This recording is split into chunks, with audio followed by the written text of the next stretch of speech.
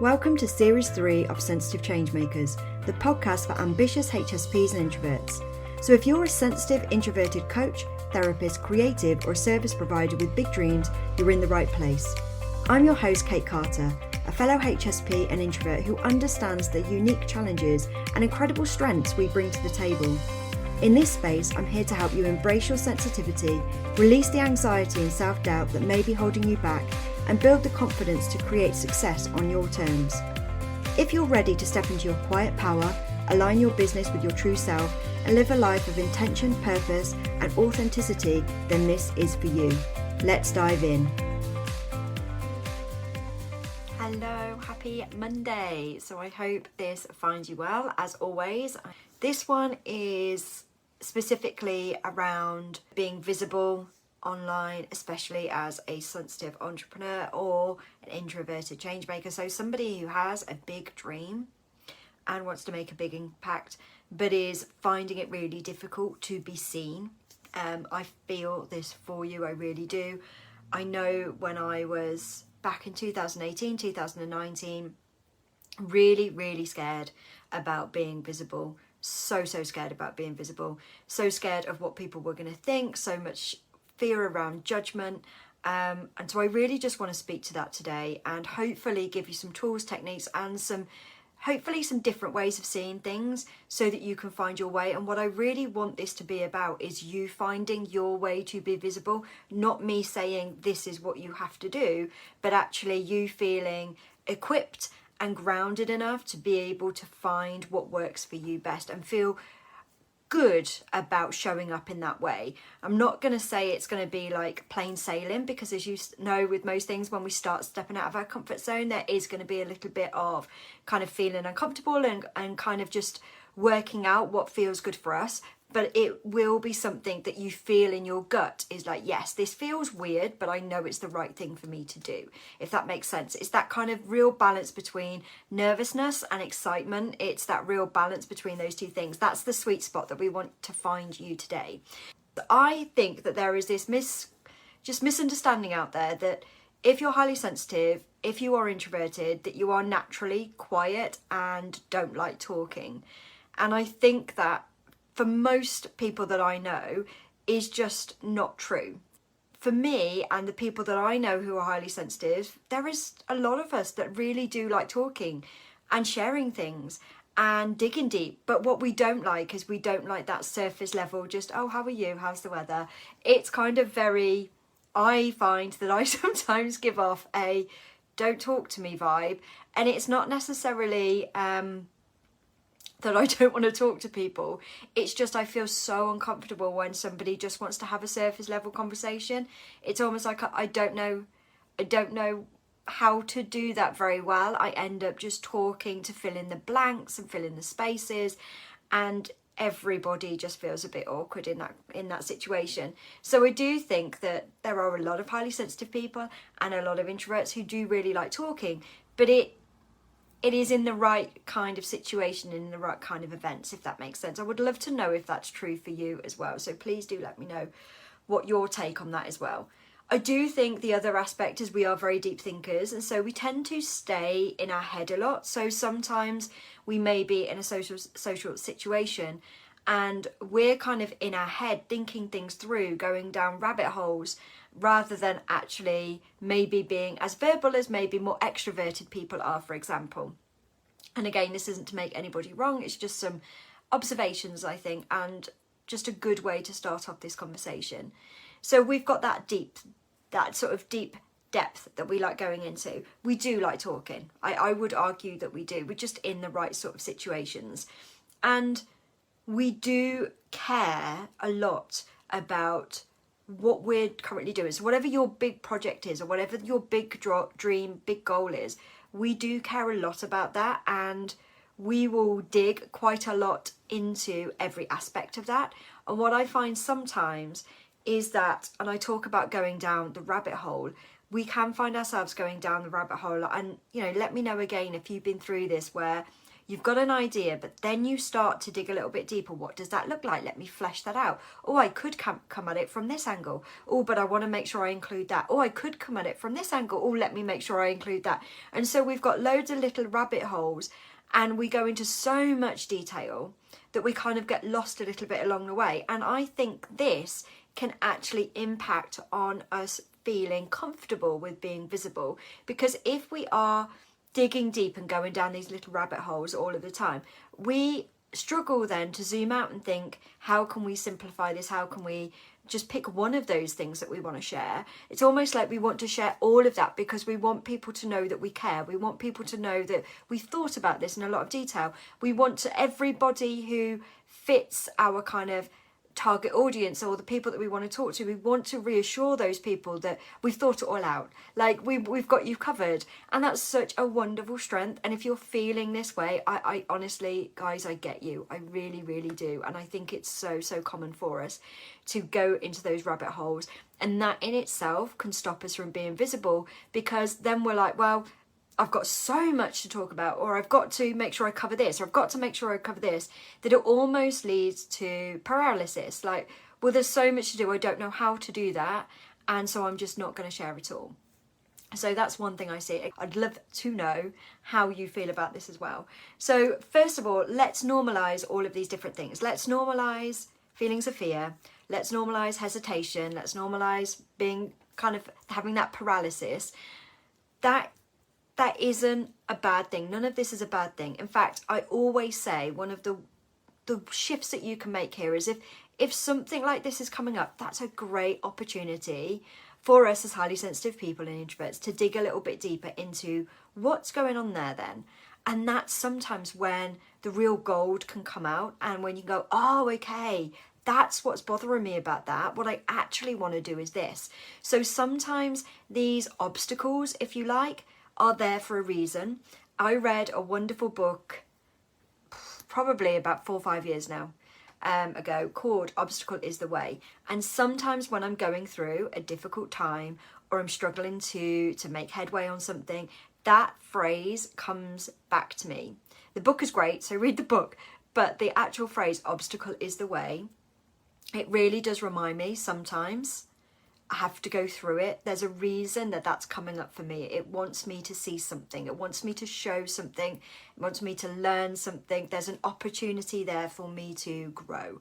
And so that's just an insight for you. If you're feeling really frustrated because you want your business to grow, you really do want to start thriving, but you're just like, I don't know how to show up in a way that feels good for my energy levels, that honors my sensitivities, that really does play to my strengths, then this is for you. Okay, I get it completely. There is this paradox, isn't there, with us, the fact that we do want to share our offers, and we do want to talk about how we can help, but there is this fear of being seen. And again, without knowing you individually, that fear of being seen could be based on experiences, situations you've been in. It could be, like I said earlier, that fear of judgment, wondering what other people will think, that fear of making sure that everybody knows that you've covered all bases, that rabbit hole experience that we talked about before, where you want people to understand that you've got every angle covered and that you're not doing anything wrong, in inverted commas, or that nobody's going to call you out and say that you're speaking rubbish. So those are very, very real things. And one of the reframes that I use, and we're going to start from here and then we're going to delve a little bit deeper. One of the reframes that really helps me is to start getting out of my own way. Because if I start to worry about all of the things that I could cover, if I start to worry about people judging me, if I start to worry about whether, people are going to see me as inadvertently wrong, I won't show up. And actually, one of the questions that really helped me back in 2019 was, how can I serve my audience the best? And when I make this shift, it becomes less about me and my fears and my hesitation, which again, that's not to make me wrong, but just using me as an example here, it becomes less about that and more about the people that I'm trying to serve, the people that I'm helping. And actually, what do they need from me right now? What do they need to see? What do they need to hear? And that really helps sometimes. Number one, to care less about what other people are thinking, because you know that there are a select few who are really going to get a lot out of what you share. Also, it really helps me to simplify things down, because normally people don't want lots and lots of information at the first port of call. So for example, say you are speaking to a cold audience, an audience that doesn't know you very well. If you give them lots and lots of information all at once, they may find it quite overwhelming. Now, I would argue there is a caveat to this with highly sensitive people and with introverts, that we do like depth, but you might just want to pick on one aspect and go deeper. So for example, we're talking about visibility today, and I probably will go quite deep into the topic of visibility and being visible, because it's something I'm really passionate about. But I'm trying not to talk about marketing too much, although I know that there is going to be an aspect of that. I'm trying not to talk too much about anxiety, even though I know anxiety can come in. So hopefully you can see how even in my highly sensitive brain, I'm like, oh, make sure I talk about this, make sure I talk about that. And actually, when I think about what do you guys need to hear, that reins me back in, and I go, right, okay, what they need to hear is some really, really simple ideas and tools that are going to support them in working out what's best for them. So I hope that makes sense. A real life example of this is I have no issues, now that I've been doing this for so long, with going live in here. I love it. I think it's a wonderful way for me to be visible, but it's a wonderful way to connect with you guys, for you to get to know me a bit better. I love it. But I do struggle with being visible in places where I've got cold audiences. So like my Instagram profile, for example, that generally I do have some, some warm leads on there, but because it's public, there's a lot of people out there that are not going to be people who know me. And so there's that cold audience aspect that I still find, quite scary. If I'm completely honest, it can be quite scary. Now, I have got used to being visible in certain ways on Instagram. So I do reels. Now the reels are generally maybe me walking in nature when I can walk and haven't got a broken foot, but when I'm walking out in nature, or it might be me making a cup of tea, or it might be me moving around the house, I don't know, doing different things and, working and things like that. It's videos like that. And I have got used to that. That's my comfort zone now in Instagram, if that makes sense. But I was thinking about it today, and I was thinking about this question that I'm asking you is, what does my audience need? And I thought, my audience are highly sensitive, introverted individuals. They are going to need to get to know me, because that's what we want, isn't it? We want that deeper connection when we are highly sensitive. We crave that getting to know people on a deeper level. And so I know that that's what they want from me. And so when I was thinking about this question and thinking about Instagram, I was thinking, okay, that is a colder audience, that is public. But maybe my audience actually needs to see me talking, needs to hear my voice, needs to see how I share things and how I talk. So I do some reels, like batch some reels together. That is going to be one of my reels this week, is actually talking to the camera. Now that is me stretching my comfort zone in that particular platform. And that is something that I, again, want you to think about here. So when we get stuck in our own head, when those fears and that hesitation comes up, can we shift it from, what if they don't like me? What if I get this wrong? What if I talk too much? What if I go down too many rabbit holes? To, how can I best serve my audience, my target audience here? What do they need from me in order to help them, in order to support them? And hopefully that question will support you in thinking differently and shifting your perspective. So I hope that helps. The other thing that I want to talk about, as always with me, is some somatic practices and some thought work, because I think the two here do pop up. So today we are very much talking about the behind the scenes of being visible, if that makes sense. Us feeling more grounded in being visible, what's going on for us in our heads and in our bodies. I am going to touch a little bit on how you can be visible, but again, that isn't the crux of what we're talking about here. We're talking about behind the scenes very much so. And if you would like me to, please let me know, and I could always do a specific live on what it looks like to be visible as a highly sensitive introverted entrepreneur. So do let me know if that's something you would like to see. So first of all, I'm going to talk about the thought work that goes behind it, because it follows on very, very nicely to what we were talking about just then. That kind of shift in reframing how we see being visible, going from all of those worries and hesitation to what's in it for my audience, what do they get from this, what do they need to see. And I want to talk about that in a little bit more depth. Surprise, surprise, we do want to dig a little bit deeper into this. So the most common beliefs, if we dig underneath the surface of I'm worried about people judging me, what if I get it wrong, what if I talk too much, what if I go down too many rabbit holes or I lose my train of thought, these are the things that I find most highly sensitive introverts worry about. Ironically, it's not that I've got nothing to say, which again goes back to that misunderstanding about highly sensitive introverts, that we've got nothing to say, that we don't like talking. It's not true. Sometimes it's the opposite of that. It's like, what if I talk too much? What if I go down a rabbit hole? What if I lose my train of thought? That for me seems so much more common with the people I talk to and my clients.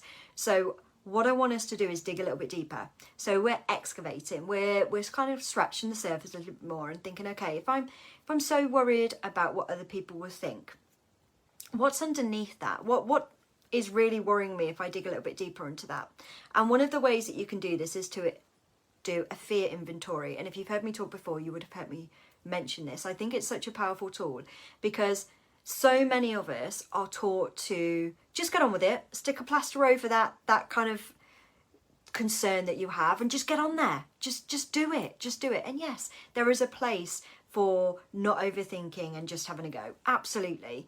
But also I'm very aware that some of us, especially if we're highly sensitive and introverted, we need to find that level of comfort or that level of safety. Now, we don't need it to be completely in our comfort zone. I always talk about, the comfort zone being like a bubble that can be pushed and stretched. We do want to be stretching that comfort zone. We do want to be stretching that bubble, but we don't want to be popping it. We don't want to be popping the bubble because then we lose all of our groundedness. We lose all of our safety. And that's when we revert back to old patterns. That's when we kind of just run, and it's that fear response kicking in. No, it's just like, nope, this is way too scary. I'm completely out of my comfort zone. I'm running back to something I knew before. That's when people give up on their business ideas. That's when people just go, that's it, I'm going. And it's so sad. So what we want to do is we want to get that sweet spot where, like we said before, where you're stretching that comfort zone, you're stretching your bubble, but you're not popping it. Okay? So when we're in that, when we're thinking about, right, what would it look like to stretch my comfort zone in the area of being visible? What would that look like for me? And then these fears are coming up. I'll be judged. I'm worried about what people will think. That's when we're going to do this fear inventory to dig a little bit deeper. And this is where we go, right, what would that mean? So if worst case scenario, if we did go visible, say, for example, we posted on Instagram with a photo of ourselves, or we did a video, we did a reel, use that for kind of argument's sake at the moment. If I did that and people started saying, oh, I don't know what you're doing that for. Why are you doing that? That makes no sense. Which I had, by the way, in 2018. I had so many people go, what the hell are you doing, Kate? And it was so difficult to not go back to old patterns and just think, oh, yeah, they're right. I shouldn't be doing this. I shouldn't be sharing. I shouldn't be talking. I should just be in my own little bubble and just... It was so difficult at that time. So if you're going through anything like that, where especially loved ones, it's really tough. Sometimes it's so much easier to be visible in front of strangers than it is to be in front of people that we know. So if you're going through that, I feel you. But when we're in that, I would love you to dig a little bit deeper. Like, if that's an issue for me, if being judged or somebody telling me that I've got it wrong, if that's something that matters to me, what is that? What does that mean? What does that look like? And you can actually just dig a little bit deeper onto this. So it might be, for example, you ask yourself that question and it's like, well, if people don't like me, then I'm not going to feel very good about that. I'm not going to feel like I can do this. Okay, so what does that mean? If I can't do this, and if I have that fear around I can't do that, what does that mean? What would that look like for me? Well, it would mean that I'm not good enough. And I'm not good enough is a real common root to a lot of our fears about being visible. When we excavate, when we keep digging down, doing our fear inventory like we've just done, we get to a root belief. And our root belief is so important, but it generally is around, I'm not good enough. Like, I can't do this. I'm just not cut out for this. This doesn't equate to who I see myself as, and I'm trying to be someone I'm not, so forget it. And there is a real fine balance between these two things, because of course you want to make sure that you're doing something that is in alignment with who you are. However, sometimes we get this wrong because we try and align with our fears and our doubts rather than our proper kind of desires and passions and wants. So just a really interesting thing to think about there. When you're thinking about alignment, when you're thinking about being visible and you're thinking about sharing your offers, are you in alignment with your truth, with that groundedness of your offers, of what you want to share? Or are you in alignment with your fears and your doubts? And just really, really, again, surprise, surprise, let's dig into that a little bit more. Because if we're in alignment with our fears and doubts, so those voices, generally, if they're fears and doubts, they're going to be a lot more negative. They're going to be pull back, pull back. It's that fear response. Pull back. You're not good enough to do this. Who are you to think that you can talk about things like this? Leave it to other people. You're not cut out for this.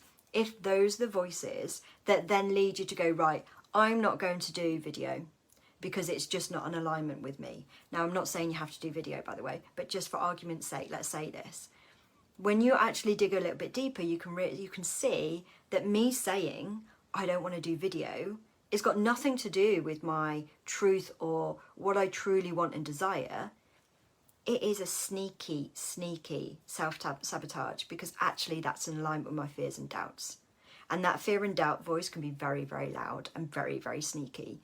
And again, no blame here. We've all been caught out with it before.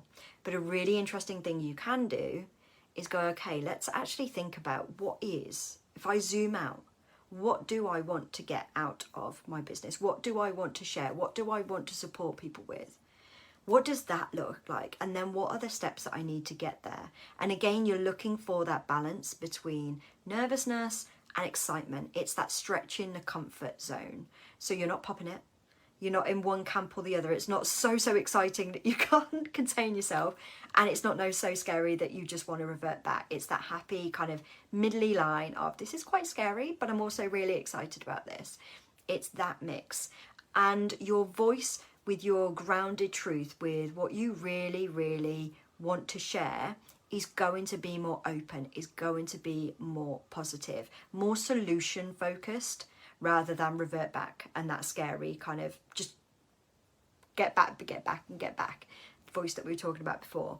So solution based thought processes are going to be like, okay, I could try this. Let me do this. Oh, that didn't feel right but I could do this. That conversation, internal conversation, is one that you can delve into a little bit more, because that is supportive.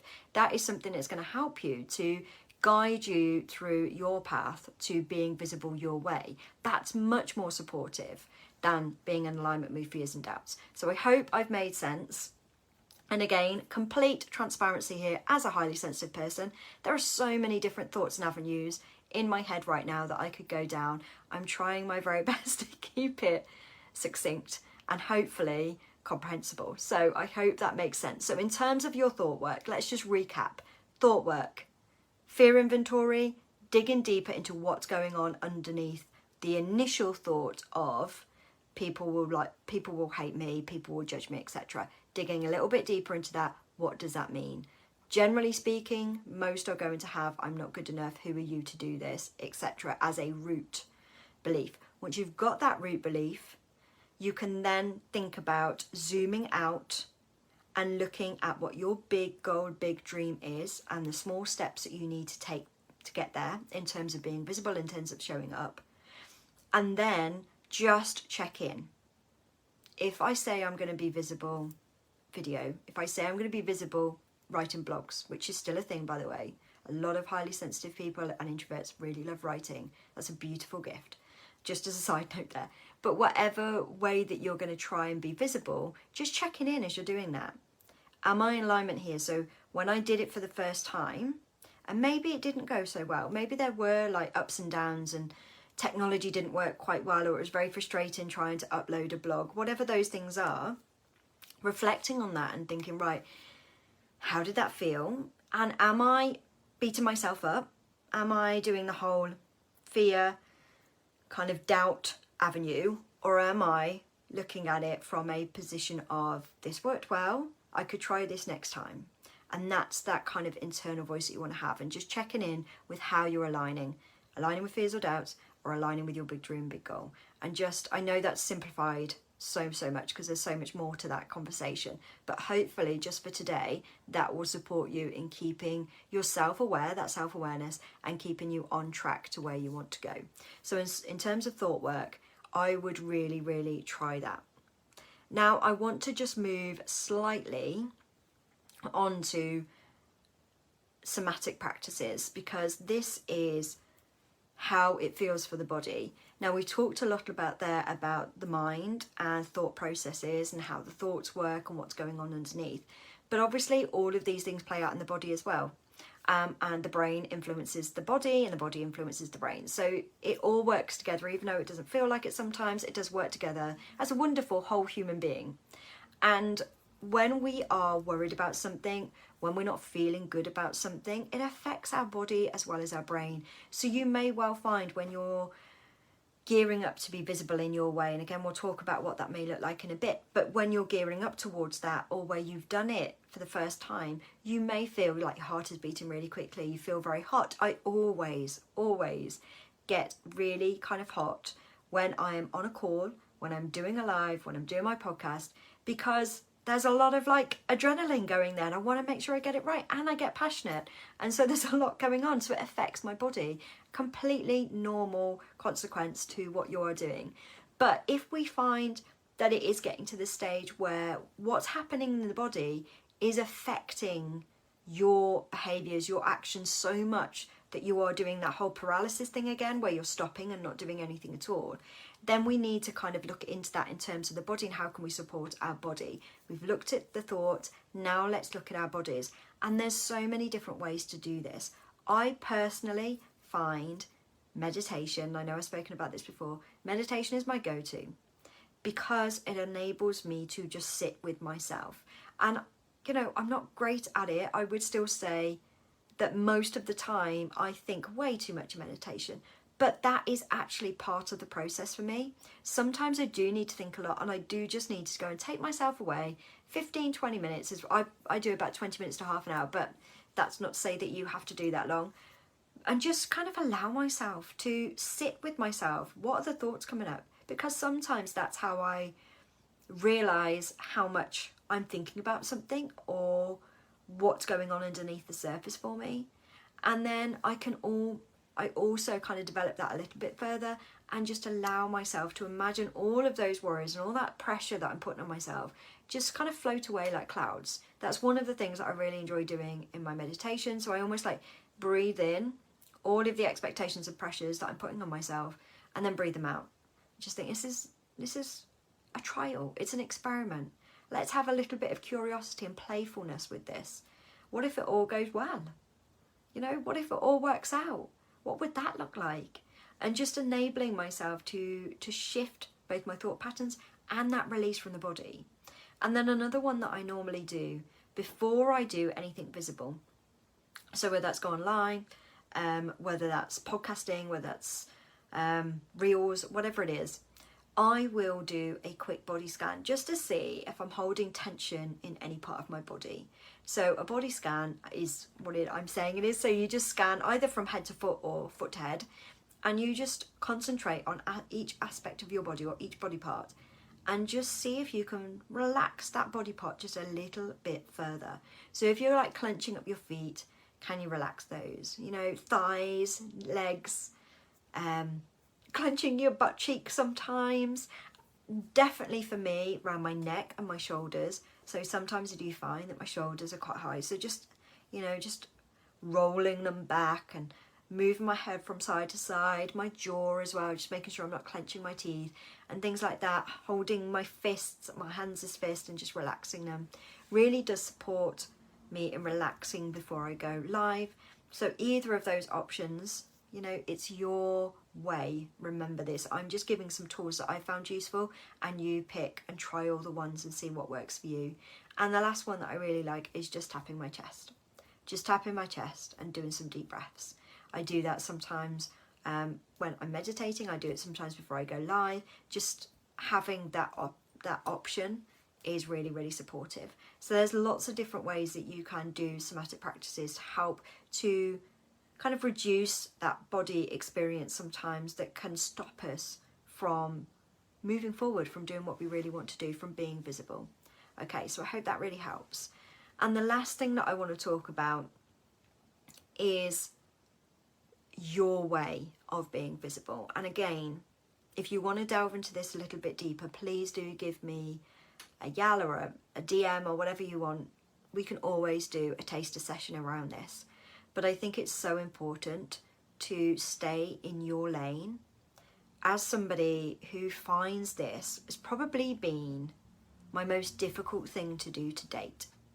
And what I mean by this is I have found it so easy over the last 5 years to get caught in somebody else's lane, or to think that I have to do things like somebody else is doing them. It's almost not something I'm even aware that's happening. So it's really, really slight and really sneaky.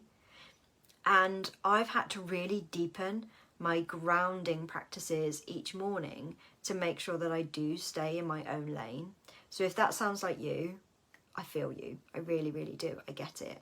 And one of the things that I actually wrote down was what I want to share, how I am prepared to share, in terms of offers, in terms of content, in terms of messaging, in terms of marketing, and then what I'm not prepared to share about, what I don't want to talk about, and actually have those two so that I know. So everything becomes seeing it through that lens.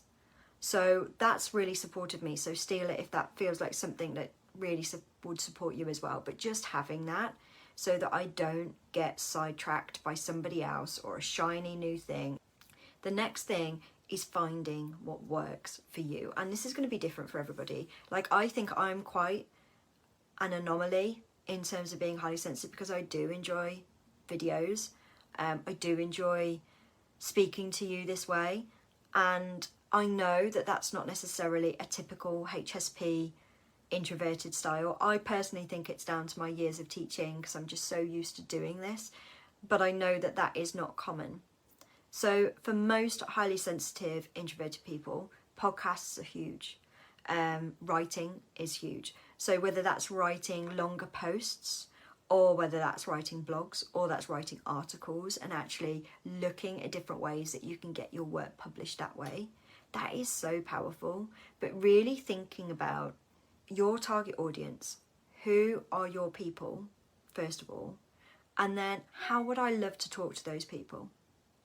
What would that look like if I could have a conversation, a real conversation with those people? Would I like to do it in person? Would I like to have an email conversation? Would I love it if we had a conversation about an article that I wrote about it so we could delve in deeper? Like, really do think about how you would love to talk to your audience. And that will be the key for you discovering what is your marketing strategy? What is your visibility strategy? How would you like to show up? And doing it in a way that feels good. Like we were talking about before, finding that element of comfort. Yes, there's going to be that kind of scary nervousness that we were talking about, but there will still feel that sort of gut safety of, this is okay. I'm safe to try this. Like, this is that exciting, nervous feeling that I'm getting. And I know that if I zoom out, this is in alignment with my true values and true goal that I'm trying to go towards, rather than in alignment with my fears and doubts. So I hope that really makes sense. But really thinking about how you would love to talk to your target audience is huge. And as I said, if you would like to delve into that a little bit more, because this is very much, like I said, behind the scenes. But if you would like to talk about what your visibility strategy would look like and how it could align with your values and your strengths as a HSP introvert, please do reach out and we can organise a taster session for that. I would love to be able to support you. The last thing that I really do want to talk about here, which goes hand in hand with what we've just said, is boundaries. Now, I've written a post about this week. So if you follow me on Instagram, you will actually see this come up. But boundaries, I find, are a really kind of tricky thing to navigate for us as highly sensitives and introverts, because we genuinely care and there's a lot of emotion. You know, we are emotive beings anyway, but add a couple of like extra bits on for us.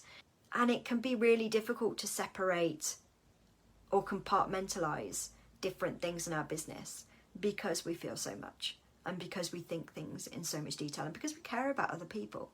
And so boundaries, I found, again, quite a tough one to navigate over the years. And one of the things that's really helped me, and again, sharing this, and I know I've shared it before, but sharing it here so that you can use it as a lens to see things through, is if I say yes to this, what do I have to say no to? Having that as a lens has really supported me. I'm not saying I've got it right all of the time, but it's really supported me in creating boundaries. And I would describe my boundaries as gentle boundaries. And what I mean by that is they are adaptable, they are flexible. It is not a kind of really stuck in the sand boundary, like this is definitely a yes, this is always going to be a no. They are, for me, and I hope that I've expressed that clearly, they are what I would call gentle boundaries. They are flexible, they are adaptable as to what I need, because I do have a family, because I do want to spend time with them. I have a husband who I love and I would love to spend time with. I have a business that I love, that I would love to make sure thrives and grows. And so communication has been huge with that, you know, having the conversations with the people that matter the most. And for me, that is my family, my husband, my kids. So they are very much aware, and we have that conversation together about this is a decision I'm making. We also share on our phones, we share the calendar. Obviously not my daughter because she's too young, but me and my husband and my son, so that I'm aware, and we will have that conversation. Like, I'm going to block out some time to do X on Friday. Are you okay? Is there anything else you need to do that day? And actually communicate. That then enables me to feel good in terms of my small family that I've got. And then when it's a bigger thing that comes out from, I don't know, a colleague or a friend or something more on the wider scale, I use that. If I say yes to this, what do I have to say no to enable me to see things through?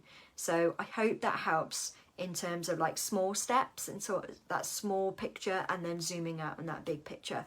But boundaries are so important, but they don't have to be restrictive. I would argue that if you have those boundaries set in place with that clear communication, it enables you to thrive so much more, because that guilt is removed, and guilt is a big thing for us, isn't it? So when I sit down now, I know that I've blocked that time off. I know that I've communicated that really well, and we're all on the same page in terms of family. And I know that what I'm doing right now, say for this live is my priority right now. So I've said no to other things because I wanted to say yes to this. And that enables me to be really clear on what I'm currently working on. And then I feel good about showing up, because I don't feel that I'm having to do something else or should be somewhere else. And it enables me to enjoy the experience and be here fully and present. So I hope that makes sense. We have spoken about quite a lot today, and I'm aware that I'm coming up to nearly 40 minutes. So I want to wrap things up. So as we're going through this, really do think about what's going on underneath the surface of that fear or doubt around being visible, first of all, and do the fear inventory if it helps.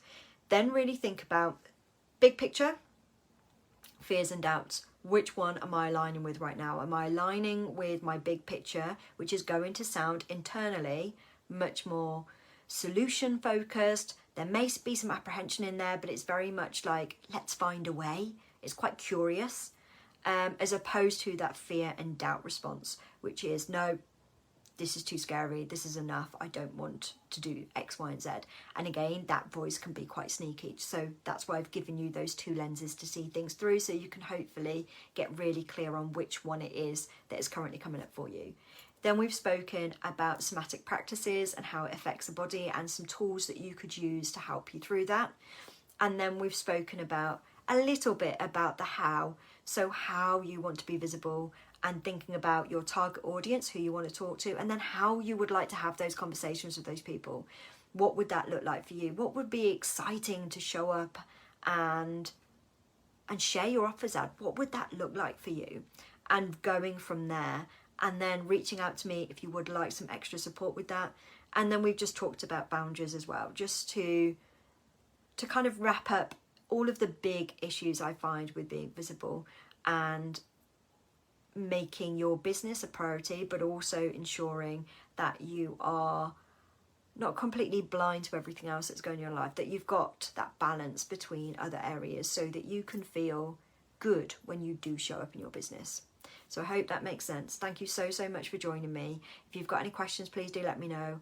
And if you haven't signed up for the Sensitive Changemaker Circle and you would like to, I think there's 16 places left as of this morning, and we start on October the 28th. There are 3 different time slots available. I would love to have you there. We're going to be talking about how to thrive online as a highly sensitive, introverted entrepreneur.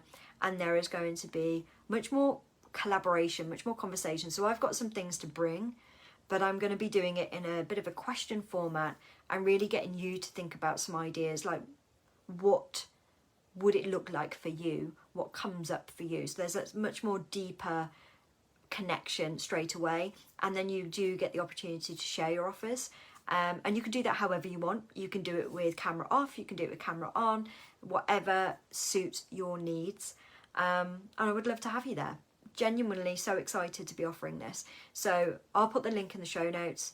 Sign up, come over and join us. It's going to be off social media, so we'll be doing it via Zoom, and then we're going to have a catch up, I think, through Basecamp, which is the website that I use to kind of keep in touch with my clients in between sessions. So it won't be social media based. All right, sending you so much love. I hope you have a wonderful week, and I'll see you next week. Okay, bye. Thank you so much for listening to this week's episode. If you have any takeaways or any questions, please do reach out to me either through Instagram, LinkedIn or Facebook at Kate Carter Coaching, or you can email me at kate@katecarter.co.uk. I always love to hear your feedback and the things that you have taken from the podcast. If you know of any other highly sensitive people, then please do share this so that I can reach more and support more highly sensitive people to embrace their strengths and gifts. As a thank you, I will pick a winner every month for a free 50-minute coaching session with me. Thank you so much.